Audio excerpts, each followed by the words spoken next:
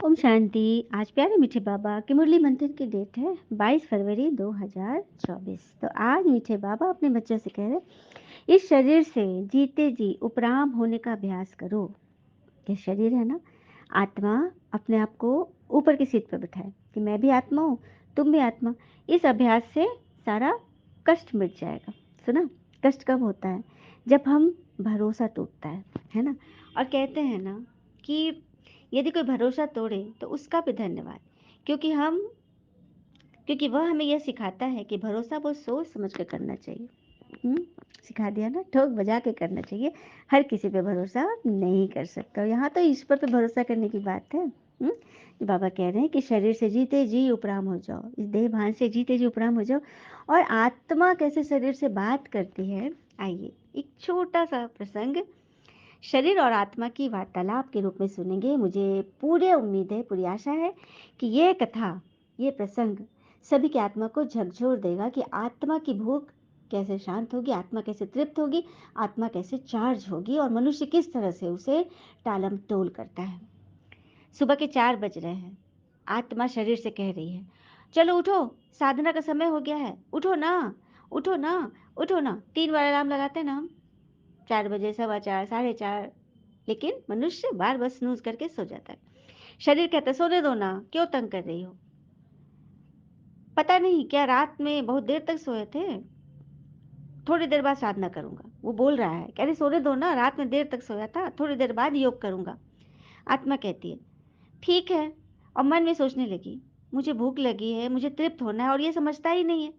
अब सुबह के 6 बजे आत्मा बोली अब तो उठ जाओ, सूरज भी अपनी किरणें फैलाते हुए हमें उठा रहा है, उठो ना प्लीज, उठो ना, उठो ना, उठो ना प्लीज। बार बार आत्मा उठा रही है। फिर शरीर बोलता है कितना परेशान करती हो, ठीक है उठ रहा हूँ, बस 5 मिनट और सोने दो। आत्मा छटपटाती हुई शरीर के इंतजार में कि ये कब उठेगा और कब मेरी भूख शांत करे, मुझे तृप्त करेगा, मुझे चार्ज करेगा। थोड़ी देर बाद साधना में बैठने के लिए शरीर ने वक्त निकाला, तो योग में बैठने के लिए शरीर ने वक्त निकाला। 10 मिनट साधना में बैठा, आत्मा को तृप्त हो ही रही थी कि शरीर उठ गया। समझिएगा ध्यान से। आत्मा अरे अरे अरे, क्या हुआ, क्यों उठ गए? अभी तुम्हें तृप्त शुरू हो रही थी और तुम उठ गए। क्या हुआ भाई, कहाँ जा रहे हो? शरीर अरे मुझे ऑफिस और घर का काम काज करना है ना, तुम्हारे तो कुछ समझ में नहीं आता है। ठीक है, शाम को तो योग करोगे ना? आत्मा कहती है। शरीर अरे हाँ भाई हाँ, परेशान होते हुए सारा दिन निकल गया। आत्मा भूख से तड़प रही है, उसे न स्नान हुआ न कुछ नहीं हुआ। शाम हो गई, आत्मा खुश हुई, चलो अब तो वो मेरी भूख का निवारण कर लेगा। शरीर ऑफिस और घर के कामकाज से थका हुआ पहुंचा, थोड़ा फ्री हुआ तो आत्मा आवाज देती है अब फ्री हो गए, अब तो चलो योग करने के लिए, चलो ना। शरीर क्यों सारा दिन तंग करती हो, देखते रहो मैं ऑफिस और घर से स्कूल से आया हूँ, थक गई हूँ। आत्मा अरे तुम थके हुए हो तो योग में जैसे बैठोगे मैं तुम्हारी सारी थकान चुटकी में दूर कर दूंगी।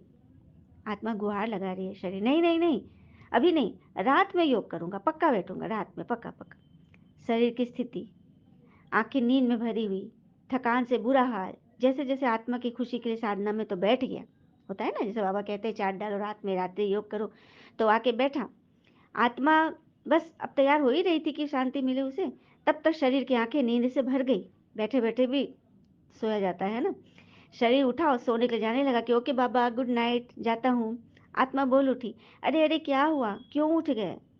अभी तो बैठे थे, अभी उठ गए। शरीर अरे मैं थक गया हूँ ना यार, नींद आ रही है, कल सुबह को पक्का 4 बजे उठकर योग करूंगा, ऐसे आत्मा को बहलाता है। आत्मा तुम फिर से बहाना बना रहे हो, तुम नहीं उठोगे मुझे पता है। आत्मा दुखी होकर चुप हो गई। तभी शरीर के मोबाइल पर एक मैसेज देखा। शरीर अरे ये तो मेरे बेस्ट फ्रेंड का मैसेज है, चलो थोड़ी देर उसे चैटिंग करके सोता हूँ। आत्मा सोचती है मन ही मन, देखो योग के वक्त तो इसको नींद आ रही थी, और अब देखो फ्रेंड से बात करने का वक्त नींद ही गायब हो गई। जिसकी वजह से ये पूरा शरीर चल रहा है, ये काम कर रहा है, उसी की परवाह नहीं है। आत्मा बैटरी है ना इस शरीर रूपी मोबाइल की। आत्मा खैर चलो कल देखते हैं। परंतु फिर वही दिनचर्या, सुबह के 4 बजे ही रात के वक्त तक, 4 बजे से रात के वक्त तक आत्मा भूखी की भूखी रह जाती है, डिस्चार्ज रह जाती है।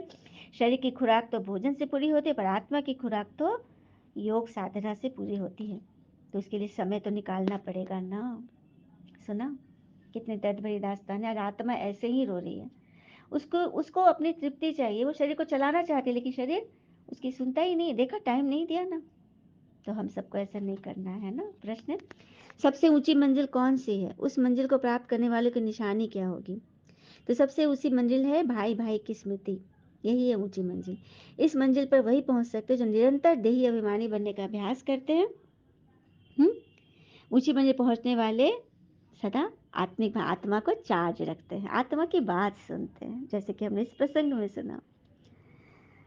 ओम शांति। बाबा कहते तुमको वापस चलना है तो अपने आप को आत्मा समझो। हाँ, किसी से भी व्यर्थ में न उलझो। किसी बात में फंसोगे तो तुम फंस जाओगे। विचार सागर मंथन करो, ज्ञान की उछल होगी, पॉइंट का मनन चिंतन करो तो आगे बढ़ोगे। हाँ, बाबा बार बार बच्चों को समझाते हैं तुमको ऊंच पद पाना है तो ये प्रैक्टिस करो। देह का भान छोड़ो। आगे तो तुम सतो प्रधान थे, अब फिर से तमो प्रधान बन गए हो। हम्म बाबा बाबा तो है एवर प्योर, लेकिन है गुप्त, है ना। चित्र में दिखाया है ना कि विष्णु की नाभि से ब्रह्मा निकला, भक्ति के चित्र है ना। अब इसको बाबा कहते कि समझो, विष्णु की नाभि से ब्रह्मा निकला अर्थात विष्णु है सत्युग में, आदि में सबसे नंबर 1। रास तिलक होता है राधे कृष्ण का, कृष्ण जी का, तो विष्णु बनते और उनकी नाभि से ब्रह्मा निकला। मतलब उतनी लंबी नाभि, 4 युगों के बाद कलयुग खत्म होता है, संगम युग आता है, तो परमात्मा जिस तन पे सवार होते हैं, रथ बनाते हैं ब्रह्मा तन को, लेखरा दादा को, फिर ब्रह्मा का जन्म होता है। तो यही है विष्णु के नाभि से ब्रह्मा निकला। उतनी लंबी 5000 वर्ष के बाद विष्णु ही ब्रह्मा बनते हैं। तो कृष्ण का ही तो 84वां जन्म है ये लेखरा दादा, जिनको भगवान ने ब्रह्मा नाम दिया। तो ये रहस्य सबको समझाना है, सुना। बाकी यह तो है रावण राज, लेकिन राम राज में तो मुट्ठी भर रहते हो। कितने थोड़े, सिर्फ 9 लाख। तुम धरती के सितारे हो ना, माता पिता और तुम बच्चे, तुम ही तो हो। हम्म किसी को भी देखकर बुद्धि उसमें न फंसे कि बहुत अच्छी है, बहुत मीठा समझाती है, लेकिन वहां भी माया का वार होता है, अच्छाई में भी और बुराई में भी। अरे मीठा तो ज्ञान है, मीठी आत्मा है, शरीर थोड़ी मीठा है। कोई किसी देहधारी को मत देखो कि फलाना ये अच्छा सुनाता है, ये बुरा सुनाता है, नहीं। ज्ञान मीठा है, कोई भी सुनाने वाला मीठा ही होगा। ठीक है, आत्मा मीठी है, बात करने वाली भी आत्मा है। आत्मा समझकर बात करो। बाबा समझाते मैं तुम बच्चों को लेने आया हो तो जरूर लेके जाऊंगा, इसलिए मेरे को याद करो। एक मुझे याद करने से तुम्हारे पाप कटेंगे। भक्ति मार्ग में तो तुम बहुतों को याद करता है, तो पिता बगैर कोई काम कैसे चलेगा। पतित पावन तो मैं हूँ, मेरे डायरेक्शन पे चलो। और बाबा का डायरेक्शन ही है मुरली, श्रीमत पे चलो। अच्छा, मीठे मीठे बच्चों प्रति भगवान की नमस्ते, हम बच्चों की भी प्यारे बाबा को नमस्ते। धारणा के लिए मुख्य सार, पहले पॉइंट, शरीर का भान खत्म करने के लिए चलते फिरते अभ्यास करना है। जैसे कि शरीर से मरे हुए हैं, न्यारे हैं, शरीर में है ही नहीं, बिगड़ शरीर आत्मा को देखो। दूसरी पॉइंट, कभी किसी के शरीर पर तुम्हें दृष्टि नहीं डालनी। क्या देखना है, यह तो एक आत्मा है। अब बुद्धि योग सदा भगवान से जोड़े रखना है। वरदान, सेवा और स्व पुरुषार्थ के बैलेंस द्वारा ब्लेसिंग प्राप्त करने वाले कर्म योगी भव।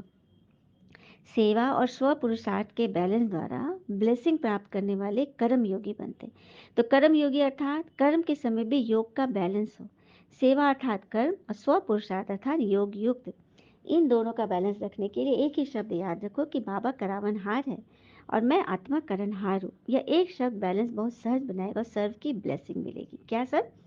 बाबा करावनहार है और मैं आत्मा करणहार हूँ। मैं करने वाली हूँ, बाबा कराने वाला है। ठीक है, इसका बैलेंस नहीं रखोगे तो माया अपना चांस ले लेगी। स्लोगन, नजर से निहाल करने की सेवा है तो बाप दादा को अपनी नजरों में संभालो। नजर से निहाल करने की सेवा करनी है तो भगवान को अपनी नजरों में संभालो। अच्छा, ओम शांति। शुक्र मीठे बाबा, वो बाबा के प्यारे प्यारे बच्चे, आप सबका जीवन सदैव मंगलमय हो। ओम शांति।